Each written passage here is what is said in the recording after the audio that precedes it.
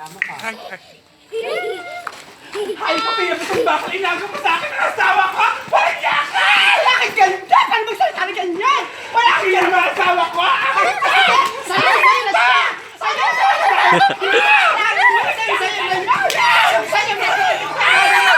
Hi! Hello po!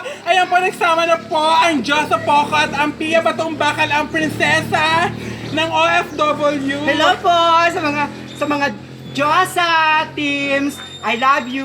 Ingat Ayan, po nagpapasalamat po ako sa mga taga-Italy sa panonood sa akin at sa mga customer po ni Pia Batong Bakal, ang reyna ng mga OFW, ang prinsesa ng mga OFW. Lagi po kayo magpagupit sa kanya. Mas maganda. Ang aming pinakamagandang Diyosa ng Dayapan, si Miss Diyosa, ang malaki at pinakamalaki. Ang kanyang pagmamahal sa inyong lahat.